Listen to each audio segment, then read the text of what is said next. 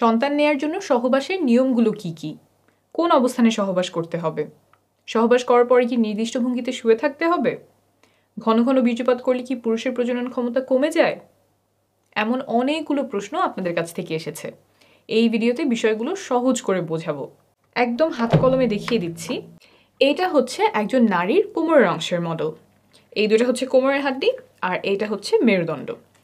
আমরা নিচে চলে যাই। এই ওপরে যে ছোট্ট ছিদ্রটা দেখতে পাচ্ছেন, এটা হচ্ছে প্রস্রাবের রাস্তা, এদিক দিয়ে প্রস্রাব বের হয়। তার নিচে এই ছিদ্রটা দেখতে পাচ্ছেন, এইটা হচ্ছে যোনিপথের ছিদ্র। এইখান দিয়েই মাসিকের রক্ত বের হয়, প্রসবের সময় এই রাস্তা দিয়েই বাচ্চা বের হয় এবং সহবাসের সময় এই রাস্তাতেই বীর্যপাত হয়। আর নিচে যেটা দেখতে পাচ্ছেন, এটা হচ্ছে পায়ুপথ, এখান দিয়ে মল বের হয়। এখন আমরা চলে আসি ভেতরে কি আছে। সবচেয়ে উপরের ছিদ্রটা ছিল প্রস্রাবের রাস্তা, তাই আমাদের প্রস্রাবের রাস্তার পেছনে আছে মূত্রথলি। এখানে প্রস্রাব জমা থাকে, তারপর প্রস্রাবের রাস্তা দিয়ে বের হয়ে যায়।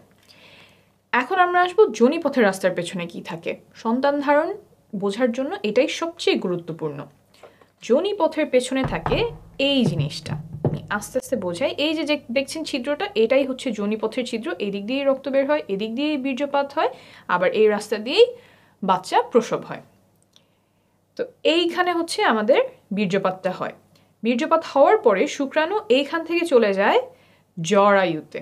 জরায়ুটা হচ্ছে এই জিনিসটা, এই যে এইটা হচ্ছে আমাদের জরায়ু। ভেতর থেকে কীরকম দেখা যায়? ভেতর থেকে এরকম দেখা যায়। আমি আরেকটা ভালো মডেলে এই যোনিপথ এবং জরায়ুটা দেখাচ্ছি। এই যে এটা একই, এই জায়গাটা, এইটা হচ্ছে আমাদের যোনিপথের ছিদ্র। এই দিক দিয়ে মাসিকের রক্ত বের হবে। ভেতর থেকে যদি আসি, তাহলে এই যে এইখানে আমার যোনিপথের ছিদ্র, এইটা হচ্ছে যোনিপথ, আর এই যে এইটা হচ্ছে আমাদের জরায়ু। সহবাসের সময় এই জায়গাটাতে বীর্যপাত হয়। এইখান থেকে শুক্রাণু জরায়ুর মুখ এই পর্যন্ত পৌঁছাতে লাগে মাত্র কয়েক সেকেন্ড। এখন অনেকে আমাকে প্রশ্ন করেন যে সহবাসের পরে কতক্ষণ চিত হয়ে শুয়ে থাকতে হবে, পা উঁচু করে কতক্ষণ রাখতে হবে, কোমরের নিচে কয়টা বালিশ দিতে হবে, বা শুনেছি অমুক অবস্থানে সহবাস করতে হবে, কিন্তু ওই অবস্থানটা আমার কষ্টদায়ক হয়। এই যে যতগুলো কাজ বললাম, এই কাজগুলোর কোনোটা গর্ভধারণে বা সন্তান ধারণে উপকার করে এমন কোনো প্রমাণ নেই। তাই এগুলোতে যদি আপনার কষ্ট হয়, তাহলে এগুলো করার কোনো প্রয়োজন নাই। তো আপনার যদি ভালো লাগে তাহলে করতেই পারেন।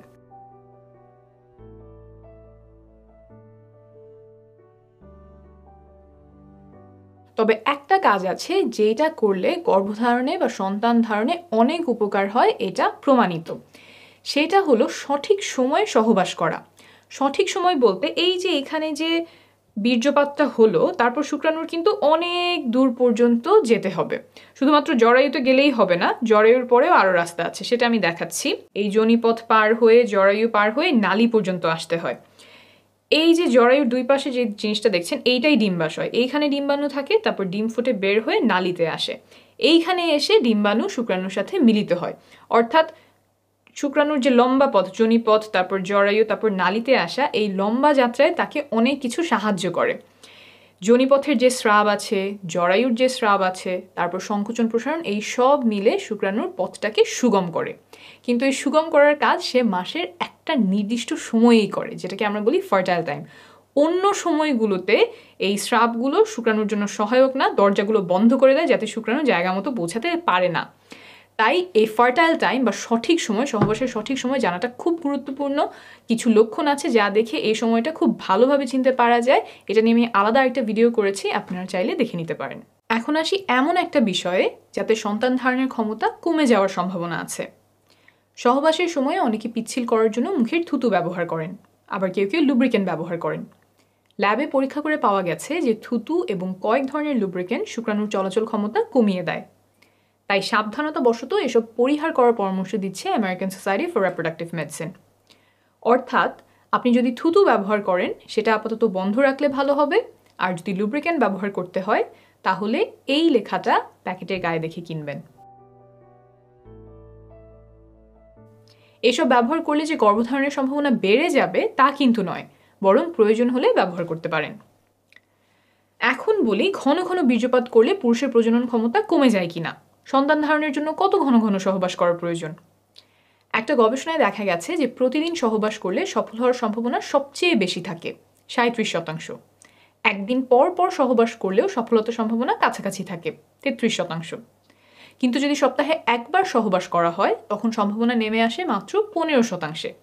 অর্থাৎ ঘন ঘন সহবাসে সফলতার সম্ভাবনা বাড়ে। প্রতিদিন বা একদিন পর পর চেষ্টা করলে সর্বোচ্চ সম্ভাবনা থাকে। অনেকের একটা ভুল ধারণা আছে যে ঘন ঘন বীর্যপাত করলে পুরুষের প্রজনন ক্ষমতা কমে যায়। অনেকদিন পর পর বীর্যপাত করলে বীর্য ঘন মনে হয়, সেখান থেকে এই ধারণা তৈরি হতে পারে। তবে প্রায় 10,000 বীর্যের স্যাম্পল নিয়ে করা একটা বড় গবেষণায় দেখা গেছে যে প্রতিদিন বীর্যপাতেও শুক্রাণুর সংখ্যা স্বাভাবিক থাকে। আমি নিচে রেফারেন্স দিয়ে দিব, আপনি নিজেই চেক করে নিতে পারবেন। মোট কথা, প্রতিদিন বা একদিন পরপর চেষ্টা করলে সর্বোচ্চ সম্ভাবনা থাকে। আর যদি ফার্টাইল উইন্ডো বা গর্ভধারণের সবচেয়ে সম্ভাবনাময় সময়টা খুঁজে বের করে তখন ঘন ঘন চেষ্টা করা যায় তাহলে আরও ভালো। তবে সবার পক্ষে সব শিডিউল মেনে চেষ্টা করা সম্ভব নয়, অনেকের জন্য সেটা উপযুক্তও হবে না। আপনি নির্ভরযোগ্য তথ্যগুলো জেনে রাখলেন, তারপর আপনার পরিস্থিতি অনুযায়ী যেটা ভালো হয় আপনি সেভাবেই সিদ্ধান্ত নেবেন।